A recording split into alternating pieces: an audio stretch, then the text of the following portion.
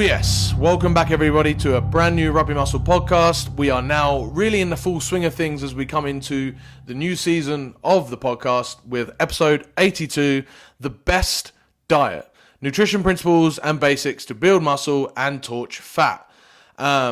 This episode is brought to you by rugby-muscle.com. Go ahead and go to rugby-muscle.com for show notes on everything that you hear on this podcast. Everything that we mentioned will be up on there. You can also get 50 free rugby conditioning sessions, or just conditioning sessions if you want to lose some fat, just by entering your email, delivered right to your inbox by going over to rugby-muscle.com. In terms of dieting, you also have the physique nutrition video series from there, and you can also go ahead and grab the TJ Strength supplement guide. That's 3 different free gifts that you can get just by heading to rugby-muscle.com and giving us your email so we can send those gifts right on over to you. You'll also receive information on how to win a free membership to receive our training and workouts in Team Rugby Muscle. That's our cutting edge training that will be delivered right to your phone. No nonsense, no messing around with anything, just the best training that you can get delivered straight to your phone, and you can find out how to win that free by getting the conditioning sessions, the video series, or the supplement guide. Have I said free enough times already in the intro? Cool. Something else that you'll also get if you do join Team Rugby Muscle is nutrition guidelines and tips. We're not going to be giving out meal plans because meal plans don't really do squat for you. And hopefully by the end of this episode, you'll understand completely why. We're going to talk about a lot today with the other TJ Strength coach, Big Nick Whiteman. Nick has worked with a bunch of top athletes in a variety of different sports, including athletics, strongman, and rugby, of course rugby. And I'm not really going to give you his whole resume here, but I just want you to understand where we're coming from. As always, you can always ask us any questions that come up with this podcast in the comments, or you can just hit us up on my Instagram at tj.strength and ask any questions away there. But other than that, I don't want to give too much away because it's a real nitty-gritty episode where we get into the details almost of the basics, like how all of these basics can really apply to every piece of diet advice you ever hear. So hopefully you'll enjoy this episode, and I'll see you on the other side. All right, guys, so we are live with Nick, and we are discussing today nutritional priorities, or why the basics matter with nutrition, why we don't try and overcomplicate shit, and why it's like the non-glamorous stuff is the most important stuff that you need to pay attention to, not the funky stuff. How's it going, Nick? Yeah, all good. Pretty excited for this, to be honest. Yeah, it's good, mate. This is like your wheelhouse as well, right? Because you're studying this right now. Yeah. Me and nutrition, we're best mates at the moment. Hell yeah. Good stuff. And so, do you want to, Nick, whilst you're here, do you want to give us a quick introduction into like why the basics are the most important, or like why guys often overlook them and why that's a mistake? Yeah, basically, the basics are the most important because it's the foundation. And the foundation is always going to be the thing you need to work on the most to be able to get a higher peak. So I like to think about these things as a pyramid, and the foundation is that bottom layer. And if you don't have a big bottom layer, then your pyramid's going to fall over pretty quick if you start building it too high. So the more time you spend on your bottom layer, the higher you can build your pyramid, and the thicker, the wider, all the good stuff. People look over it because, let's be honest, the foundations are boring. Like, it's the stuff everybody knows and everybody talks about, and it's not, a magic pill. It all takes a little bit of work, and it all takes a little bit of concentration, and it's not something that you can just most of the time do without putting any thought into it. And therefore, it does take, some effort to do. And it's, as I said, it kind of gets a bit boring. Yeah, for sure. Like, this isn't a lot, I guess, on people, because we're all kind of like inherently like, if there's an option that we can do a lot less work, we would take it.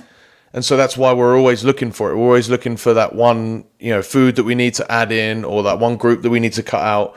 When really, if we understand the basics and we get a really good like habit base, like you said, a real good base of that pyramid. And like us fitness people, we love pyramids, man. They're our go-to for anything. If we want to represent something well, we put it in a pyramid, because it's true. Like, the better our habits are, the better our knowledge is, the more we can explain all of the funky stuff as well, and not be able to see the forest through the trees. Exactly. Like, the really niche stuff, that extra 1%, it's no good to you if you're not doing the other 98%. Yeah, and it's also only going to make that 1% difference. For sure. And I guess the point I always want to put across, and I put it across in the last podcast, is that all of these basics are principles. They're not set out rules that you have to stick by. Like, you don't like, or the rules in themselves that people give themselves aren't really like necessary. They're just good guidelines. So like, no carbs after 5 p.m. Like, what the fuck? But really, that can work for people, because if you tend to binge at night and you've put yourself under restriction, then, if you realize that by doing that, you're going to adhere to the principles that we're going to talk about in a second, then you're going to lose weight and you're going to succeed in your diet. Exactly. And as you just said, it's the principles, it's the basic stuff that is constant throughout every single diet.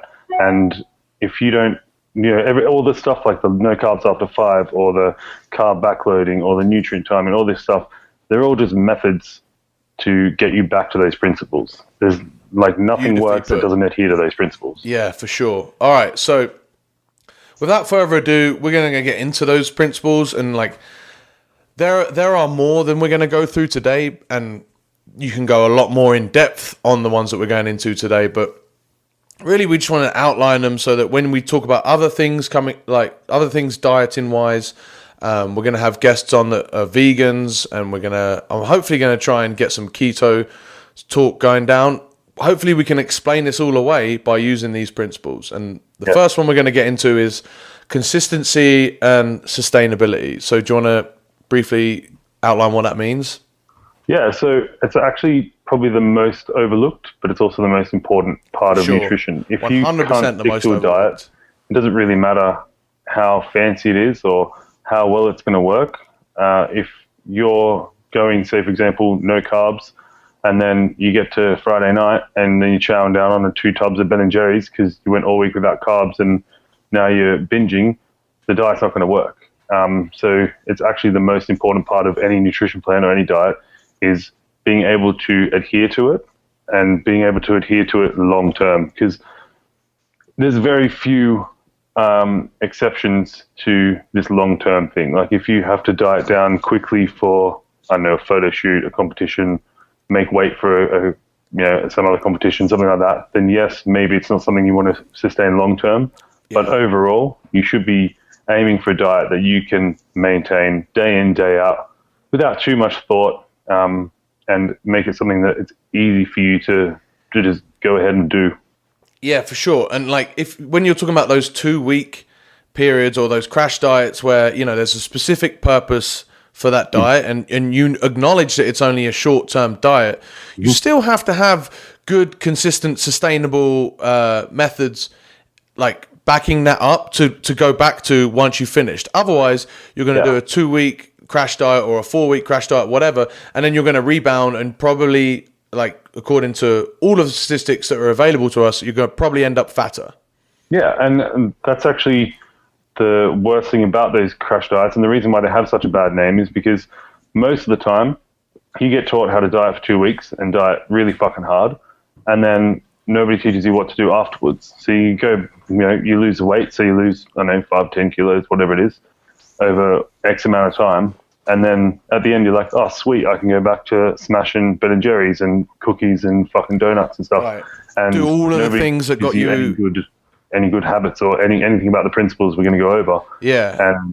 And that's why they end up regaining the weight. It's not the crash diet that did it. It's the stuff they didn't learn while they were doing the crash diet. Hell yeah. That's what people do, is that they go for a set diet for a set period of time. And what they fail to realize is the reason that they're in the shape, or they're unhappy with the shape that they're in, is their current day-to-day habits. And so if you don't change those, you're never going to change your physique in the long term. Exactly. And create a good, sustainable diet. So, yeah, absolutely great points, mate. And you're right, 100% is the most overlooked. I think about it like a good example would be to say you're playing golf and you ask someone, oh, you know, what's your strategy? And then they tell you, oh, well, I'm just going to get a hole in one on every hole. Like, that's not, you're not going to be able to consistently do that or sustainably do that. It's not a good strategy. In fact, you know, you'd rather be aware of that and you're going to be much better off. So say if it's a par 4 and it's just a giant lake in front, you're actually better off not aiming for a hole in one, but aiming for a more consistently playing around that lake or doing whatever. I'm clearly not a golfer. But my favorite analogy for this is using a marathon and then trying to work out your marathon time by your 100-meter sprint. And then going, I'm just going to do I'm trying to keep doing that. Is it 240 or 2,400 100-meter sprints, whatever it is.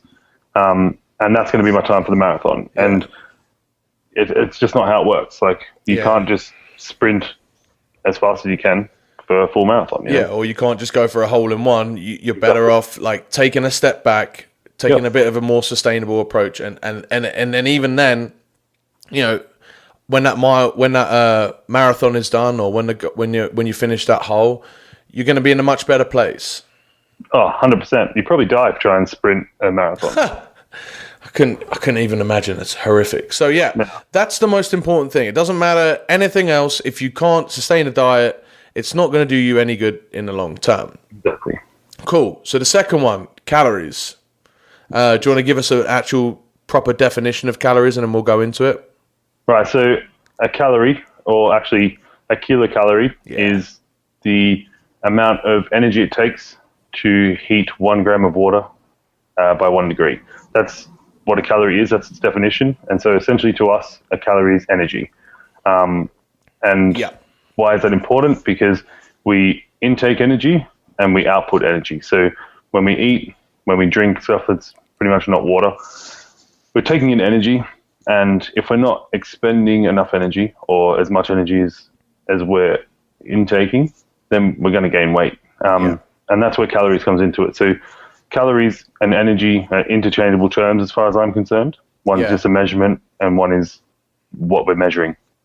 And this is where a lot of people are aiming, you know, all their dietary advice out at the moment.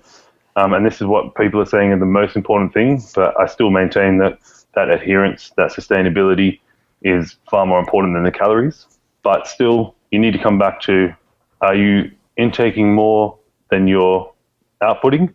And is that in line with your goals? Yeah, so you might want to intake more if you're trying to gain weight, but 9 times out of 10, this day and age, people want to either intake less than they're outputting or output more than they're intaking. Yeah. And so essentially it's just you as a human being are one giant math equation. You know, you are expressing energy, and then if you take in too much energy, then you're going to store it to express later. If you take in less than you express, then your body's going to use up those stores that you currently have, and that's it. It's really, really simple. And like Nick said, every single diet can sort of be understood by this. Like, you can rationalize it. And so if we go back to the principles, if someone has no carbs after 5 p.m., that might help them eat less calories because they're used to eating a lot more carbs or a lot more food after 5 p.m. And this restriction stops them from doing that. And therefore they have less calories, they lose weight. It's not because there's any magic about eating carbs after 5. Exactly. And, 9 times out of 10, when people take something out of their diet, like carbs, for example, they don't really replace it with anything. And that's why it works. They're just taking carbs and therefore calories out of the diet. And then therefore, on the flip side, if it doesn't work, it's because, and that's why all of these diets can work great or can work terribly for people, because because some people, so let's take the no carbs after 5 p.m., that someone could then just end up eating like a giant omelette of just, maybe they have 8 eggs, and that's replaced what they normally would have had is just a couple slices of toast or something. And if you replace, coming in. I don't know, say the bowl of oats or maybe a couple of cookies that you would have had after 5 p.m. with a stick of butter, you're going to get fat. Yeah, and as long as it adheres to the calories rule, you're going to be fine. But then even before that, say they don't replace anything, but they enjoy, and they're very much in, like, they have a family that sits around and eats popcorn and watches movies every single night at 6 p.m. Well, now you're going to be that one loser that doesn't have any calories, doesn't have any popcorn, doesn't have any carbs, and realistically, that might not be sustainable for you, because that's going to be tough to do every single day of the week, is sit and watch everyone else eat popcorn whilst you sat there eating nothing. So then that diet would violate the consistency or sustainability principle. Exactly, yeah. So we've really got to make sure that we look, everything has to be seen through a bigger picture sort of way of thinking. Mm-hmm. Cool. So we've got calories, we've got consistency and sustainability. The next one I've got here is macronutrients. So your carbs, your protein, your fat. I'm not really going to go into what each of them do, but you just have to distinguish that you need, essentially you need a set amount of protein. What do you prefer to use, mate? So I like to put protein and calories are the targets that I like to have. Yeah. And the way that the macronutrients fit into the calories is each macronutrient, obviously, they all have a calorie value. So protein and carbohydrates per gram is 4 calories, fat is 9 calories per gram. And so that's how they fit into that tier before. Yeah. But how do you split them up? I like to go adequate amount of protein. And to me, whatever diet you're on, however your calories go up or down, or your anything, as long as your body weight stays the same, protein stays the same. And there's a number of schools of thought, and it's based on activity what you actually set that at. But I always go protein staying the same, a pretty high amount, but it also depends on the rest of your calories. And then your carbs and fats, they don't really matter for body composition. They're both energy sources. Yeah, they're both sorts of energy, and as long as you're still sticking to your calories, which is more important than your macronutrients. There was a study, I believe it was last year that came out, or it might have even been earlier than that, where they had 2 different diets. One, they were both exactly the same calories, they were both exactly the same protein. Yeah. One was high fat, low carb, one was high carb, low fat, and the outcome was identical. So as long as your calories and protein are the same or identical in each diet, it doesn't matter which, whether you're having heaps of carbs, heaps of fats, as long as the calories aren't exceeded, you're all good. So, for the most part, for body composition, not a big deal. I would add a caveat to that my preference would be for anyone with an athletic goal, and even somebody with a high amount of training that has a physique goal, I would edge more towards the high carb and the lower fat, just because you're going to be able to train more effectively with that carbohydrate energy source than you will be with the fat energy source. For sure. And like I said, this is where we get into a bit, this is where it starts to get a little bit more detailed. Yeah. But the detail doesn't necessarily involve too much science, in my opinion. No. You can use, like I say, the Physique Nutrition Crash Course video series. There's a calculator on there. I believe it's the second video. There, we've got a calculator for how to work out your macronutrients, how to work out your protein, carbs, fat, and it's mostly by personal preference, because you need a certain amount of protein because that's going to do your body good. It's going to help you build muscle. It's going to help you recover. All of those good things. Mm-hmm. But then after that, fats and carbs is almost, so it can be personal preference by the food choices that you have available and what you enjoy, but it's also, I think if you're an athlete, yeah, for sure, carbs are going to be a better energy source for you, but there's nothing to say that you cannot just use a lot of fats, and your body has to go around the houses a bit, has to take a bit of a detour to get that energy, but it can still get that energy. And for weight training, it's fine, especially for low rep strength work. It's when you get into real hard, rugby, man. Rugby is a real tough sport to use to try and produce energy only from fat. So that's where you definitely want some carbs, but you don't need to have a stupid amount. like just enough to fill up your body's glycogen stores, pretty much. Yeah, mate, I did keto for a year and a half. I played, in that year and a half, I played 2 seasons of rugby, or a season and a half. Yeah. And it was probably the shittest I've played in my adult life. But did you at the time feel that you were playing that bad? Yeah, like I just felt lackluster all the time. I wasn't as strong, I wasn't as powerful, I wasn't as fast. And then the next season, I was eating carbs again. I came back and everyone was like, "What the fuck did you do in the off season?" Huh. And all I did was change my energy source. And that's not going to happen the same for everyone. My preference and my body's preference is carbohydrates.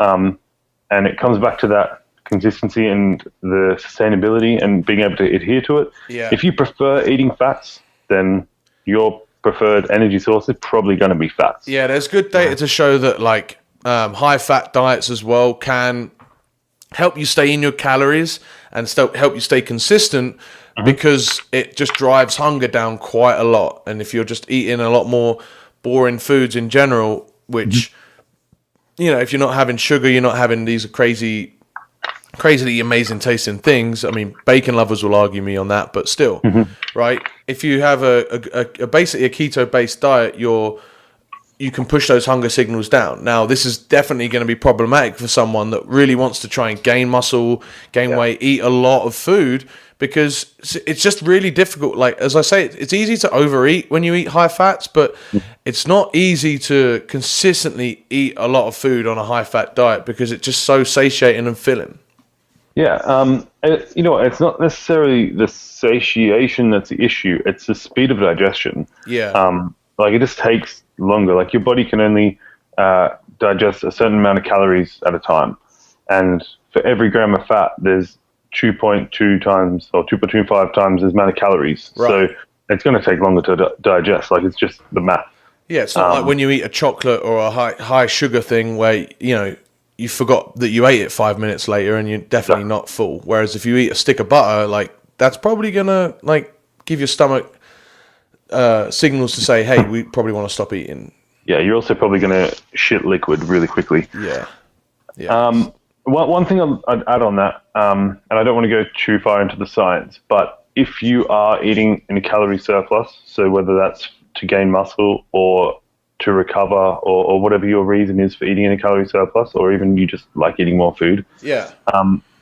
If you can keep your fats lower and your carbs on the higher side and try and hit that surplus using mostly proteins and carbs, you will put on less body fat. And that is basically because once you digest fats, they become triglycerides, and that's how they're stored. So straight away, your body's ready to go, okay, we've eaten too much, let's store this. Yeah. If you eat too much carbohydrates, they're going to go into glycogen, and they have to go through de novo lipogenesis to turn into fats to then be stored. And even that process takes energy. So if you eat 200 grams surplus of carbohydrates and 200 grams surplus of fat, you'll gain more body fat from eating the fat than you will from the carbs. Yeah, so it's like how I said about how if you want energy from fats to, use in the gym or whatnot, your body has to kind of go around about the houses to give you that energy. It's the flip side for carbs and storing fat. The body can store carbs, but has to go around. It's not what people think, it's not, and then when people say, hey, you have to eat fat to burn fat, sure, you do burn fat, but you also store a lot of fat while you're eating a lot of fat. And most of the time, and in most of the studies where they have shown that more fat has been burned, and therefore more ketones, and also more fat has been excreted in a high fat diet, it's because your main energy source is dietary fat. So if you're putting more fat in, and that's how you're expecting your body to get energy, then of course you're burning more fat for energy. It's probably not the stored fat in your body. Yeah, it's probably the fat you just ate. It's just something that makes a good tagline for people to sell shit.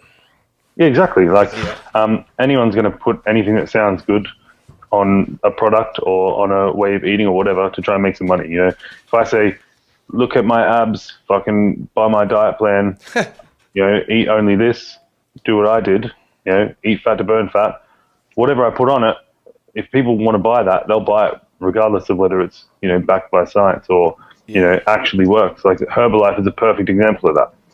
Yeah. And or the body coach. There's people that have like these amazing before and afters, and people must think, oh, what they do must work. But what you don't see is the thousands of people that have a before and after where they look worse in the after because they fucking gave up because it's a stupid approach. Well, and the body coach is a prime example where he, has these single serve meals that are like over 1,000 calories. Yeah, he pays no attention to calories. No, I think he's just changed his stance on that a little bit. But like the guy who doesn't pay attention to calories, who goes 3 years between photo shoots, and in that 3 years, all the like paparazzi snaps and stuff of him are of him being fat. Like he obviously had, when he started, a limited understanding of nutrition. He had some good marketing behind him. He had some good people telling him what to do and what to say. I think he's a handsome chap as well, right? Say again? I said I think he's quite a handsome chap. Oh yeah, he's a good-looking bloke. So, especially when he's pretty lean. And he popped up at the right time in the right place with the right people behind him, and he made some good money. And I think now there are enough people getting switched on to things like calories, and he has started to change his tune a little bit, which is, I guess, is a good thing. So, yeah, we've dived down the rabbit hole a little long bit run. Too much there. It doesn't matter who's saying the right information, as long as the right information is getting out there. Yeah, and that's it. We're not concerned about people's opinions on things or whatnot. We're concerned about what fucking works. What is. That's the most important thing. So even when the science says something that doesn't necessarily, it's our job as trainers and as fitness people to look into this and say, right, well, why does that work? It's not just a case of taking things, as black and white. And that's why I said in the last podcast. And that's why I wanted to run through the basics in this one, because that's what works. Yeah. We've already overrun our time here, mate. But let's just quickly touch on the micronutrients and meal timing real quick. Yeah. So micronutrients, essentially we're talking about vitamins and minerals. Yeah. So you've got water-soluble vitamins, your B vitamins, C vitamins, and you've got your fat-soluble vitamins, your A, D, E, and K. Yeah. Basically, what you need to know about them, if you're deficient in them, and I'd find that out via a blood test. If you are deficient, the fat-soluble vitamins need to be taken with fatty sources of food, so fatty fish, etc., or found in food, and they're usually going to be in a fatty source. And the water-soluble vitamins the other way. So, for example, vitamin C found in a lot of like citrus fruits, in all the watery type of fruit. Yeah. And like vitamin A, for example, we're talking about like fatty fish because it's a fat-soluble vitamin.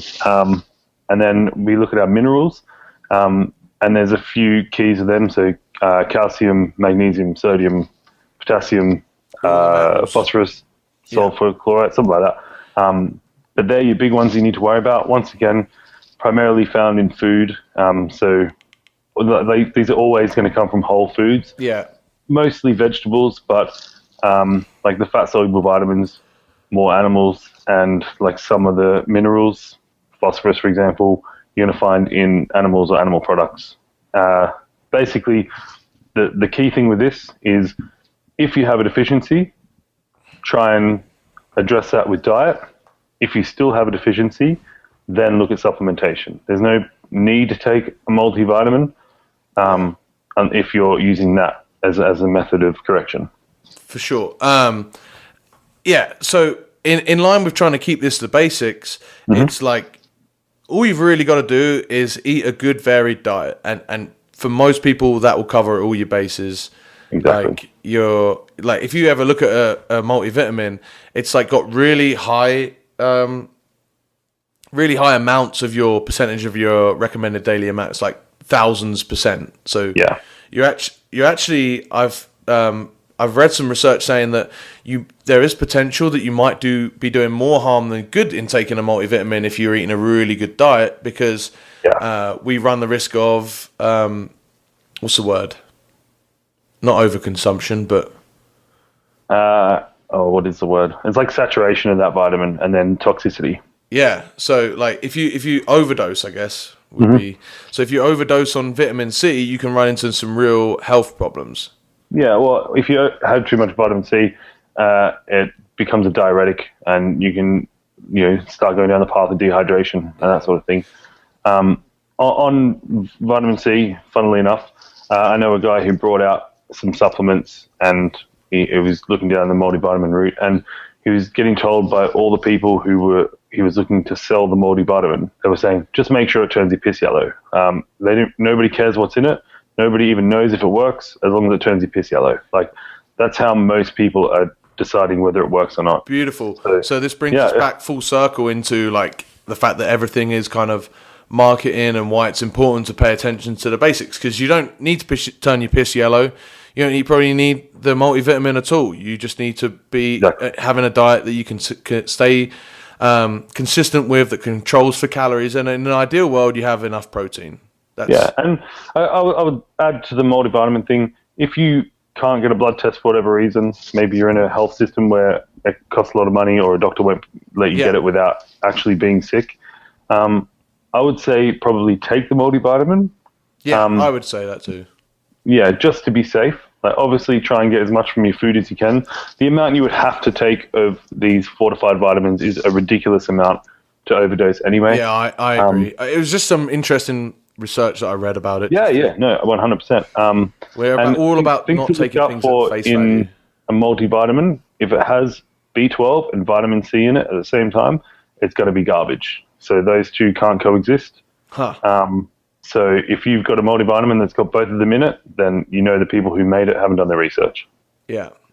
But again, what's more important is that being because when we're talking about micronutrition, we're talking about like being the healthiest that you can be, which is obviously going to help you with your physique, with your performance, with your rugby performance, all of that sort of stuff. Yeah. But actually having a calorie controlled diet, staying in a healthy weight range, and being consistent with that, that's actually going to give you more health benefits than like nailing your micronutrients, but running over on calories and just being a fat piece of shit. Yeah, man. Like, there's a reason we went through them in the order that we did. Yep. And that's in order of importance. Like, you can be consistent with a good diet and not worry about the rest of the stuff and still have good results. And if you want to add a little bit more to that, you can start looking at calories.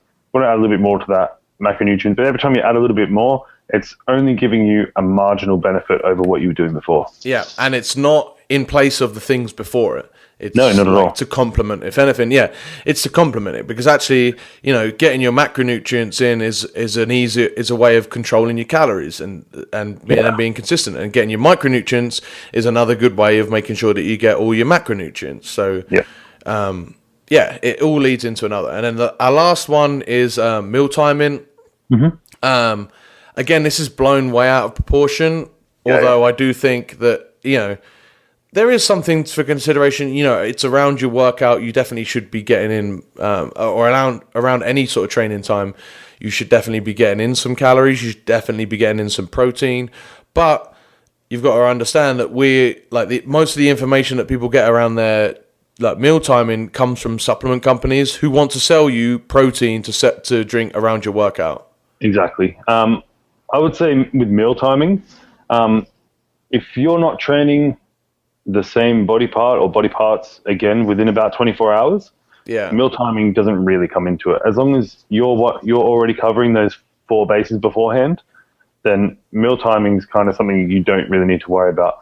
If you've gotten to a workout and you haven't eaten before it, then you probably need to eat something straight afterwards. But as long as you're spacing your meals out throughout the day, however you prefer, which comes back to the sustainability and consistency, you are probably gone into that workout with enough energy to do it, and you're probably going to eat again soon.